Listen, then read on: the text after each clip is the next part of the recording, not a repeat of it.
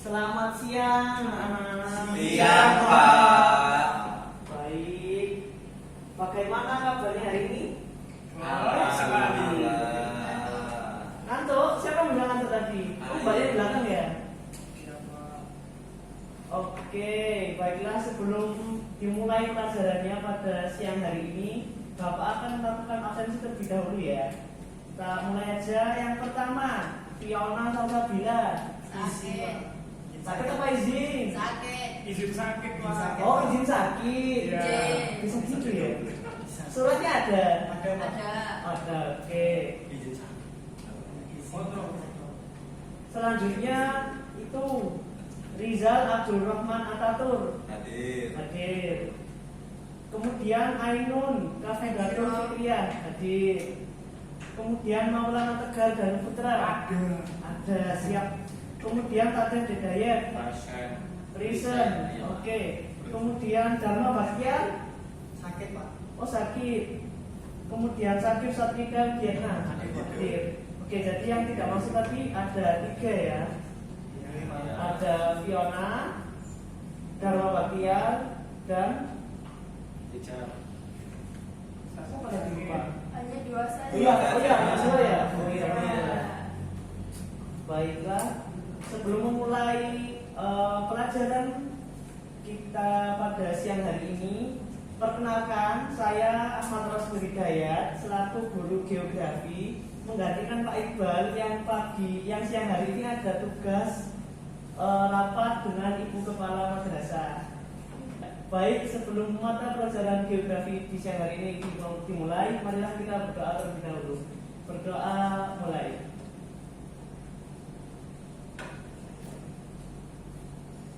Berdoa selesai.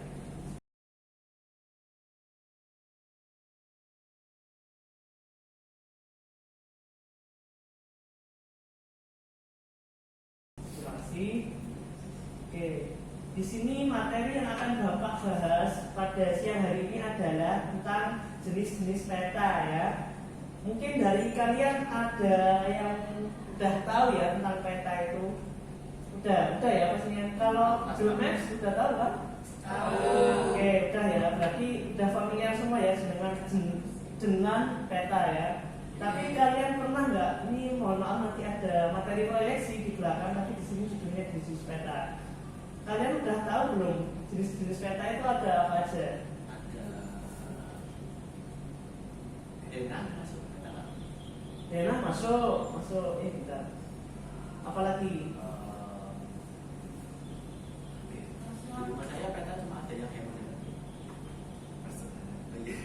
Peta itu sembarang bentuk. Oh, sembarang hewan. Oh iya. Iya, peta tematik. Oke, tadi ada yang jawab peta tematik ya. Itu termasuk salah satu jenis-jenis peta yang akan kita bahas bersama di siang hari ini. Baik, saya akan lanjutkan. Jadi kalian dimanapun kalian berada, dimanapun kalian duduk, berdiri melakukan aktivitas apapun, kalian itu pasti berada di suatu titik kecil yang ada di permukaan bumi. Ya. Oke, next. Jadi apa itu peta? Peta merupakan sebuah gambaran permukaan bumi dalam bentuk 2 dimensi yang digambarkan dalam skala tertentu. Jadi kemarin tadi kan saya ada yang nyinggung tentang peta tematik ya. Jadi peta tematik nanti maksudnya peta khusus ini. Ada beberapa jenis klasifikasi peta yang umum dikenal. Yang pertama ada peta umum, terus yang kedua ada peta khusus, ada peta tematik ya. Dan yang terakhir ada peta berdasarkan skala. Jadi untuk jenis peta secara umum ada 3. Saya lanjutkan dulu. Yang pertama yaitu peta umum, di mana peta umum ini peta yang menggambarkan penampakan permukaan bumi secara umum, secara keseluruhan, yang dimana informasi-informasi yang terdapat di dalam peta itu bersifat umum. Contohnya yaitu peta topografi dan peta orografi. Dan ini adalah contoh peta topografi ya.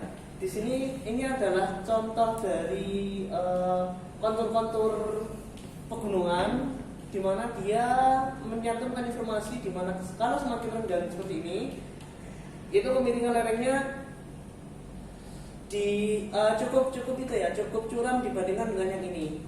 Apabila dia konturnya semakin rapat seperti ini, itu berarti kemiringan lerengnya semakin curam. Seperti itu. Selanjutnya ada peta tematik ya. Peta tematik atau peta khusus merupakan peta yang dibuat dengan informasi-informasi tertentu, di mana tujuan dari peta tersebut dibuat adalah untuk menyampaikan informasi-informasi tertentu yang akan disampaikan kepada pengguna peta seperti itu. Contoh dari peta tematik yaitu peta jalan, peta persebaran penduduk, dan peta curah hujan.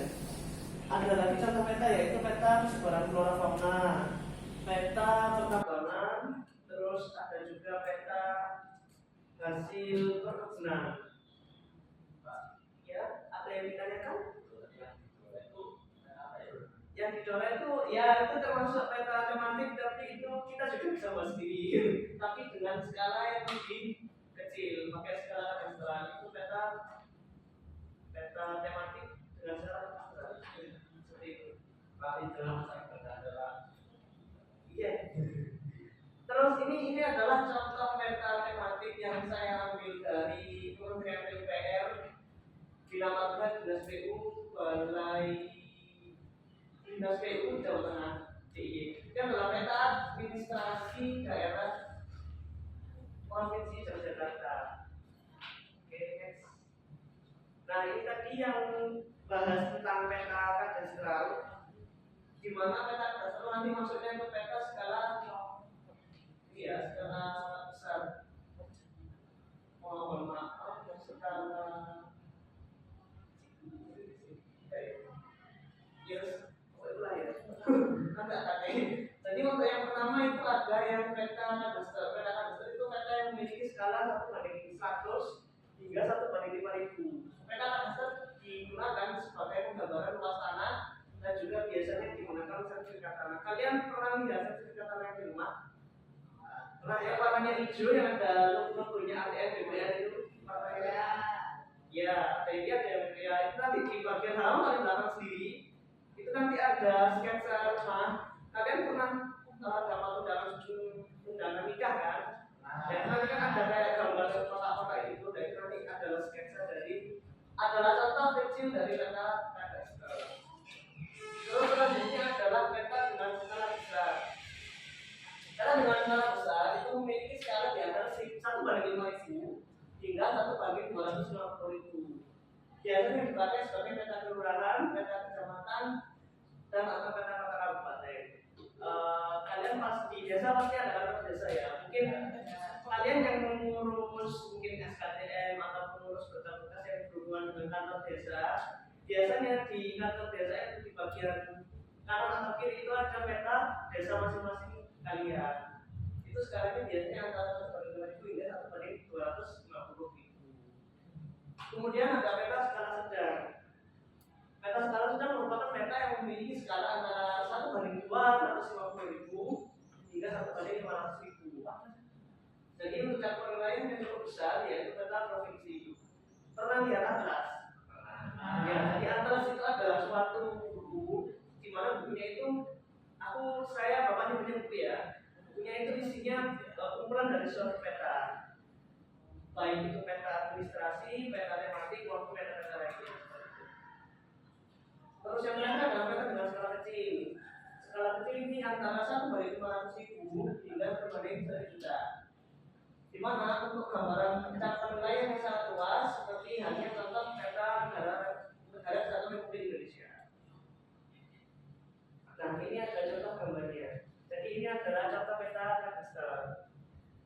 Ini adalah lokasi di dalam di sekolah kita yang kemudian saya coba membuat petakan menggunakan software GIS. Selanjutnya ini adalah contoh dari peta skala besar ya. Contoh peta skala besar ini adalah dulu tugas Bapak sewaktu kuliah, di mana di sini saya Bapak contohkan membuat peta dashboard daerah Provinsi Sulawesi Tengah. Kemudian selanjutnya ini perhatikan skalanya ya. Jika yang tadi itu skalanya sebanyak 900, berarti maksud peta kadastral. Selanjutnya ini adalah peta skala besar dengan jarak banding 66.000. Selanjutnya ada ya ini peta skala sedang yang Bapak ambil dari Google. Sumbernya program.com. Ini adalah peta provinsi Banten. Ya, ini skalanya di sini 1:500.000 ini ya. Terus selanjutnya ini adalah peta dengan skala kecil atau peta Kesatuan Negara Republik Indonesia yang saya ambil juga dari Google dari website Jakarta Postal. Jadi di sini pemahaman skala cukup penting ya dalam kita membaca peta. Jadi kalian sudah tahu belum 1 cm dalam peta itu berapa sentimeter di tempat aslinya? Itu ya, berarti misalkan gini, saya kembalikan ke contoh yang ini ya, ada besar sekali. Ini kan misal 1:66.000 ya. Ya, 66.000. 660.000, mohon maaf.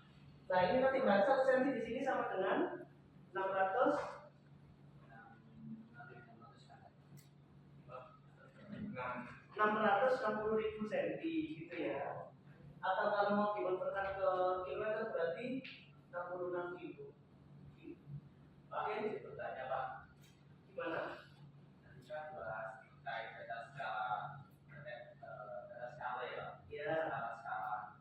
Tentunya dijelaskan peta dan peta sedang dan peta besar ya Pak. Terkait dengan itu, semakin kecil nominalnya itu semakin besar tampilannya di peta atau semakin kecil Pak? Ya, kalau terima kasih pertanyaannya sangat bagus dari Mas Sajad ya. Jadi untuk angka peta ini, jika angkanya di sini semakin besar, semakin banyak, 1:1 juta, itu luasan petanya ya, itu cakupannya sangat luas ya, cakupannya sangat luas. Namun jika dia angkanya semakin kecil, itu juga cakupannya kecil. Jadi seperti itu ya, bisa dipahami. Jadi misal 1 juta, tampilannya luas, tampilannya jadi kecil ya Pak dibaca ya Pak? Ya, jadi ini ya lebih ke masalah pendatairan. Jadi untuk cakupannya yang 1/1 juta ini kalau diambil dari sisi segitiga ya itu tidak bisa dilihat untuk penampakan aslinya itu seperti apa, hanya penampakan dari tempatnya saja. Namun jika menggunakan peta kadastar yang skalanya 1:100 hingga 1:5.000, itu kita bisa melihat detail dari permukaan objek aslinya seperti itu. Apakah jawab atau ada pertanyaan lagi? Teman-teman aman ya? Oke, baik Bapak lanjut. Ini selanjutnya adalah materi tentang proyeksi peta. Nah, jadi proyeksi peta itu suatu metode atau cara yang digunakan untuk memindahkan data topografi dari permukaan bumi yang melengkung ya ke permukaan peta yang datar. Nggak ada bola ya. Ini Bapak teman aja. Ini ibaratnya bumi. Nah ini oke, nggak ada jawaban. Ini kertas ya. Ini bumi, ini kertas. Nah nanti ini proyek yang namanya proyeksi itu kan memindahkan data topografi dari permukaan bumi yang melengkung kan ke dalam permukaan kertas yang datar. Jadi ini nanti data yang di sini itu disalin, dipindah ke permukaan datar. Oh iya, seperti kita mengupas buah jeruk ya? Ya, ibarat taruh di satu kertas gitu ya. Tapi apakah bisa Pak bumi dikupas? Bukan dikupas ya, nanti ada apa ya metode-metodenya seperti itu. Nanti dibagi di bagian apa ya istilahnya itu ada gridnya. Nanti gridnya nanti membagi antara wilayah di bagian mana itu nanti ditaruh ke dalam kertas seperti itu nanti. Hal ini dilakukan karena tidak mungkin untuk membuat sebuah peta yang benar-benar akurat dan profesional pada permukaan datar. Jadi meskipun nanti ada bidang proyeksi tertentu, satu proyeksi itu tidak bisa dilakukan di semua negara yang ada di dunia. Oke, saya ulang ya. Meskipun ada satu proyeksi, tapi satu proyeksi itu tidak mungkin untuk digunakan semua negara seluruh dunia. Karena posisi dunia itu mempengaruhi dari apa yang digunakan. Misalkan misalkan di Indonesia itu cocoknya pakai universal chronometer. Namun universal chronometer tidak cocok digunakan di negara lintas atas maupun lintas bawah. Seperti hanya Cina, Rusia, kalau di bawah itu Australia, habis itu Afrika Selatan dan Amerika bagian selatan. Jadi penggunaan itu tergantung pada letak dan negara dia, Pak. Iya, penggunaan proyeksi tergantung pada letak dan negara. Tidak semua proyeksi digunakan dalam semua negara di dunia. Nah, ini jenis-jenis proyeksi yang menurut Bapak cukup umum digunakan di dunia saat ini. Yang pertama ada proyeksi Boni, kedua ada proyeksi Morley, ketiga ada proyeksi Hammer, keempat ada proyeksi Lambert Azimuthal Equal Area, keempat ada proyeksi Middle Triple, lima ada proyeksi Wilson, dan yang terakhir ada Albert Equal Area. Sebenarnya ada ini kalau secara secara khusus ya. Kalau secara umumnya itu ada tiga, ada yang azimuthal, ada yang brojol, dan ada yang tabung. Dan maaf Bapak tidak menyentuh ke PPT karena belum saya masukkan nanti lagi. Nah ini yang pertama, log ya. Iya, ini tentunya kayak log. Ya. Jadi proyeksi Boni ini proyeksi yang menggunakan peta Sedemonic dengan luas yang sama. Berarti itu yang berbentuk hadi dan sering digunakan untuk memetakan Buma. Proyeksi ini digunakan selama abad 19 dan awal abad 20 untuk across Asia, Australia, Eropa, dan Amerika Utara. Memiliki karakteristik di mana proyeksi Boni itu dapat digunakan untuk menggambarkan wilayah Asia yang letaknya di sekitar khatulistiwa. Khatulistiwa itu yang ini ya. Nah, ini yang khatulistiwa. Terdapat distorsi yang cukup besar apabila menjauhi meridian tengah. Nah, garis meridian itu ya yang khatulistiwa itu tadi. Nah, distorsi itu nanti di sini dan di sini. Terus cocok untuk memetakan negara-negara di tengah seperti Amerika Serikat. Ada yang tahu apa ya? Distorsi itu adalah ini perubahan luasan luasan daerah asli atau negara A dengan yang ada di kertas. Jadi misalkan Indonesia kalau di sini kan kelihatan lebih kecil daripada Rusia.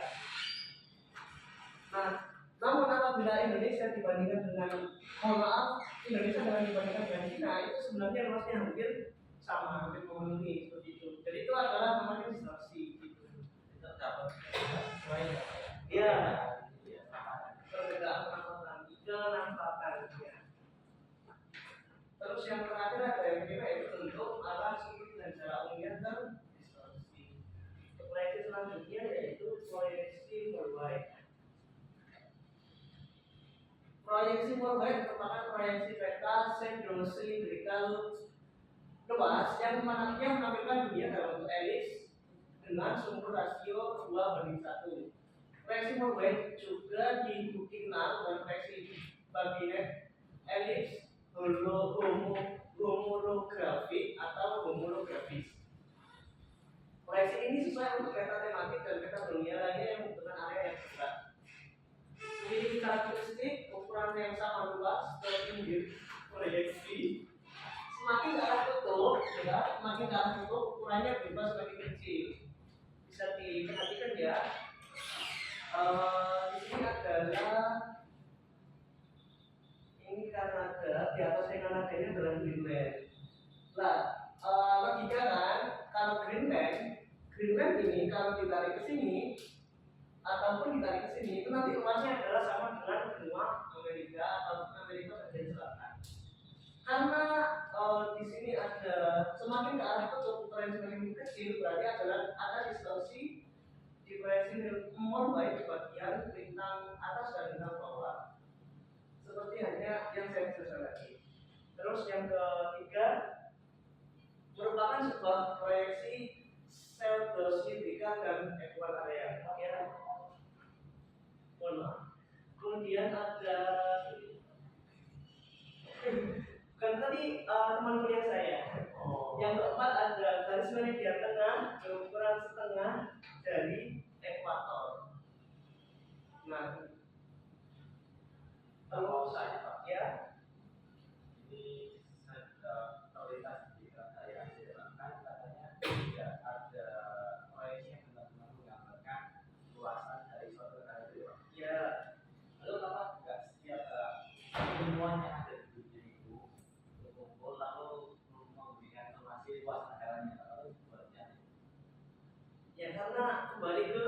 bulan. Ya, karena bumi bulan tadi emang dari dulu dari ilmu terdahulu hingga sekarang itu tidak bisa menentukan proyeksi yang satu untuk semua. Jadi memang harus ada peruntukan yang tertentu. Untuk di area lintang bawah ini berapa, menggunakan proyeksi apa, di tengah ini menggunakan apa, di atas sudah menggunakan. Karena memiliki distorsi yang berbeda seperti itu. Jadi saat ini belum ada ya Pak. Untuk saat ini belum ada. Mungkin nggak tahu kapan ya Bapak tidak bisa memastikan ada suatu sistem proyeksi yang dapat digunakan dalam di seluruh negara. Oke, selanjutnya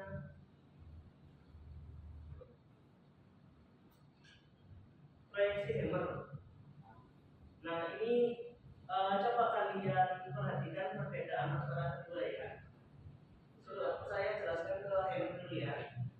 Jadi yang pertama, proyeksi Hammer merupakan modifikasi dari proyeksi rambut azimutal ekor area, di mana proyeksi Hammer merupakan proyeksi area yang sama dan kisi-kisinya berbentuk elips. Proyeksi Hammer juga dikenal dengan proyeksi Hammer Eiffel, di mana dapat digunakan untuk peta dengan skala kecil. Proyeksi Hammer memiliki karakteristik di antara yang pertama kebalikan dari proyeksi Mercator atau UDM. Kemudian kedua menjaga luasan area di equal area projection yang di tengah ini ya. Terus adanya penyimpangan pada arah dan jarak. Yang ketiga keempat adanya meridian pusat adalah garis lurus setengah panjang ekuator yang diproyeksikan. Kemudian harus digunakan pemetaan skala kecil seperti halnya karakteristik area dan analisis area yang akurat. Jadi kalau di proyeksi worldwide bisa diperhatikan di garisnya ya, dari beda. Kalau di sini ini kan melengkungnya keluar ya, melengkungnya keluar. Nah, jika yang di Hammer melengkungnya ke dalam. Jika yang bentar ya, nggak bisa dilihat. Ini kan lurus, ya kan? Garis meridiannya kan lurus. Nah, sedangkan ini melengkung yang Hammer. Ya, itu bedanya.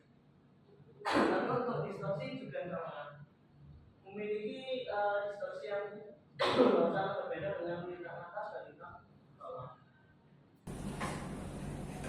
Nah, ini adalah proyeksi lembas azimutal equal area, di mana proyeksi ini mempertahankan fitur tanah pada ukuran relatif sebenarnya sekaligus mempertahankan arah yang sebenarnya dari pusat. Dunia diproyeksikan ke permukaan yang sebenar. Dunia diproyeksikan dari titik manapun di dunia, meskipun semua aspek dimungkinkan. Yang paling umum digunakan adalah aspek kutub. Jadi proyeksi ini cocok sekali digunakan untuk memetakan negara-negara yang dekat dengan kutub, dalam artian di lintang utara maupun di lintang selatan. Jadi ini adalah Greenland. Bukan, ini adalah benua Antartika karena ini Amerika, Afrika, dan Indonesia. Ini adalah benua Antartika. Kelihatan cukup luas ya jika dibandingkan dengan proyeksi-proyeksi sebelumnya. Jadi karakteristik dari proyeksi ini adalah yang pertama, luas area secara proporsional akan sama dengan luas area di bumi. Daerah persegi 4 pada garis lintang yang sama memiliki luas yang seragam. Habis itu adanya sudut hanya besar dari titik pusat saja. Kemudian yang keempat, distorsi bentuk bertambah secara teratur saat menjauhi pusat, titik pusat. Semua garis lintang akan tergambar berupa lingkaran. Jadi garis lintang itu ini nanti akan tergambar berbentuk lingkaran. Dan yang terakhir ada peta bersifat equal area, tapi bukan konformal meski perspektif atau equidistant. Cukup berat ya untuk materi proyeksi ini. Nah, ini proyeksi Window Triple ya. Ini ada juga perbedaan dengan yang tadi. Nah, proyeksi Window Triple merupakan proyeksi azimut yang dimodifikasi untuk peta dunia. Ini adalah rata-rata dari aritmatika dari koordinat proyeksi Eichhoff dan proyeksi silinder yang berjarak sama. Proyeksi ini diketahui memiliki salah satu skala rata-rata distorsi area terendah di antara proyeksi kompromi untuk pemetaan skala kecil. Nah, proyeksi ini sering digunakan oleh National Geographic Society sejak tahun 1998 untuk peta dunia umum. Jadi untuk proyeksi Windows Triple sendiri itu sudah umum digunakan sejak tahun 1998 untuk pemetaan dunia. Memiliki karakteristik rangkap 3 dari distorsi bentuk, area, dan jarak yang berkurang. Untuk distorsi itu berkurang ya, bisa diperhatikan jika dibandingkan dengan proyeksi-proyeksi yang sebelumnya saya jelaskan. Jika di proyeksi Hammer dan proyeksi Mount White tadi terlihat ini benua, mohon maaf ini Greenlandnya terlihat kecil, namun jika di proyeksi Windows Triple ini Greenlandnya cukup akurat. Begitu juga yang ada di benua Antartika. Kedua, garis bujur dan garis lintang sama-sama sedikit melengkung. Ya, garis bujur dan garis lintang sama-sama sedikit melengkung. Dipilih oleh National Geographic Society untuk peta dunia. Referensi barunya menggantikan peta proyeksi Robinson. Boleh.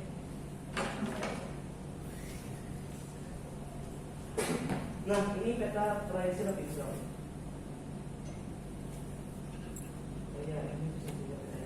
Jadi proyeksi Robinson adalah proyeksi dari peta dunia yang menunjukkan seluruh dunia sekaligus, secara khusus dibuat dalam upaya untuk menemukan kompromi yang baik untuk masalah dengan mudah menunjukkan seluruh dunia sebagai gambar datar. Mirip ya dengan proyeksi itu. Apa tadi? Proyeksi Windows Triple ya. Perbedaannya di mana? Ada yang bisa temukan? Robinson ya. Terus Windows Triple. Ada yang bisa menjawab?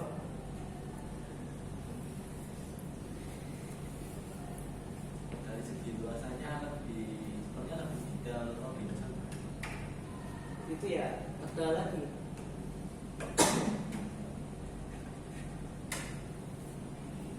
Oke, mungkin itu ya. Nanti coba Bapak temukan perbedaannya di mana.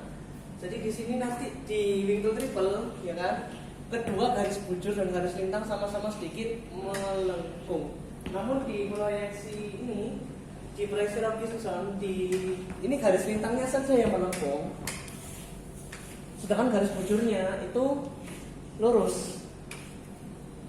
Jadi itu yang membedakan dari proyeksi Robinson dan proyeksi Windows Triple. Selanjutnya karakteristik dari proyeksi Robinson. Yang pertama, yang sudut peta memiliki arah yang benar di semua garis paralel dan sepanjang garis memiliki pusat. Kedua, jarak yang konsisten sepanjang khatulistiwa dan garis lintang lainnya, tapi dengan skala yang variatif. Ketiga, skala yang benar dalam area antara 38 derajat lintang selatan, berarti di sini sekitar sini, hingga 38 derajat lintang utara. Jadi area yang di sini ini adalah area yang paling akurat dalam pemetaan dengan menggunakan proyeksi Robinson. Distorsi yang besar akan menjadi di wilayah itu. Dan yang terakhir, peta tidak bersifat konformal, equal area, equidistant maupun perspektif. Kemudian proyeksi adverse equal area conic.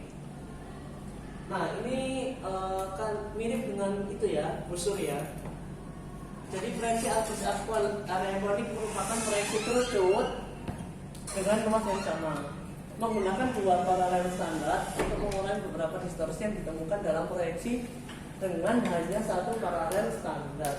Proyeksi ini paling cocok digunakan untuk area daratan yang memanjang dalam orientasi timur ke barat pada garis lintang tengah, dan sering digunakan untuk peta di negara Amerika Serikat, Eropa, Australia yang berdekatan dengan kutub.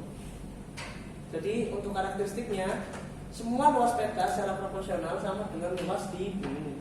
Yang kedua, arah sudut hanya benar di wilayah terbatas.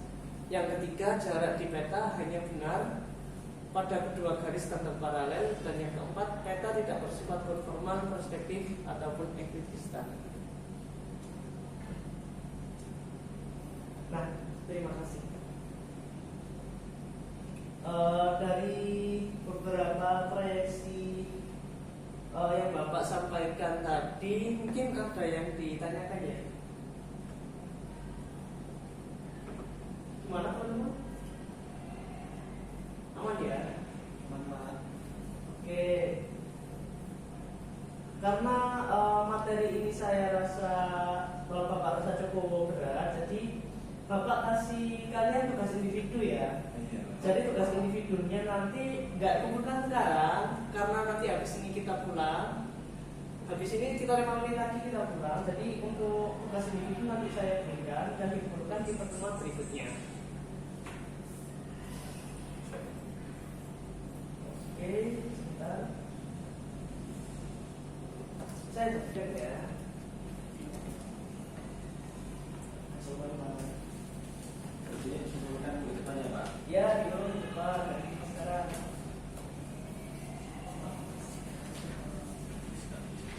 Oke. Namanya gimana ya? Oh iya, oh sangat kuat sekali pada jabatan gua. Ya ini ya, yang ada di dapat. Nah, terima kasih. Jadi nanti di dalam, oh ya boleh pinjam sebentar, Mas Sakit. Jadi saya Bapak jelaskan dulu. Di tugasnya nanti ini kan ada peta ya, ada peta yang kurang lebih gambarnya sama dengan yang Bapak jelaskan tadi. Ini nanti kalian cukup tentukan aja termasuk dalam skala apa petanya, terus termasuk di dalam jenis peta apa, seperti itu ya. Nah ini nanti kalian deskripsikan aja di buku tulis kalian, nanti dikumpulkan di depan. Terus untuk yang proyeksi, yang materi proyeksi tadi, Bapak dapat dari beberapa contoh negara, ada Rusia, Cina, Amerika Serikat dan sebagainya. Nanti kalian bisa tentukan, bisa cari dengan sumber-sumber yang ada di internet ataupun buku dan jurnal ya. Nanti masukkan proyeksi apa yang dapat digunakan untuk memetakan negara-negara ini. Gitu. Untuk tugas ini ada yang ditanyakan?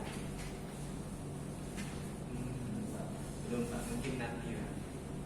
Baik. Oke, saya kembalikan ke Mas Sakit. Terima kasih.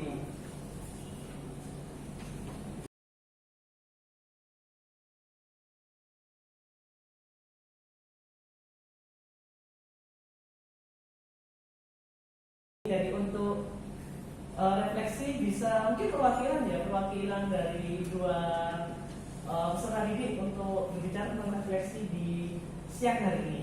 Baik Pak. Ya, bagaimana Mas Sakit? Terkait materi hari ini sangat menarik ya Pak. Ya. Kami sebelumnya belum kenal apa itu proyeksi, apa itu peta dan teman-teman itu menurut saya sangat informatif sekali karena kan kami mengenal apa itu peta dan berbagai macam proyeksi dan penggunaannya. Terima kasih. Kemudian ada kurang satu nih, satu lagi siapa yang mau? Perempuan Pak. Sakit Perempuan. Pak tadi Pak, Perempuan, Pak. sakit mengangkat tangan tadi Pak. Karena tadi udah itu ya, udah jawab terus tadi. Mungkin sekarang ada itu Mbak yang belakang. Gimana Mbak perasaan setelah menerima materi hari ini? Semakin bingung, semakin pasrah? Wah, sangat senang sekali. Kita beri aplaus kepada diri kita sendiri. Baik, karena materi Bapak sudah saya sampaikan beserta tugasnya, Bapak akhiri ya untuk mata pelajaran geografi di siang hari ini. Sebelumnya mohon maaf jika ada salah kata. Marilah kita berdoa terlebih dahulu sebelum akhiri pelajaran di siang hari ini. Berdoa baik.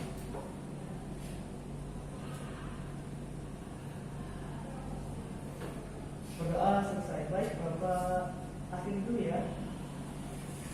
Assalamualaikum warahmatullahi wabarakatuh.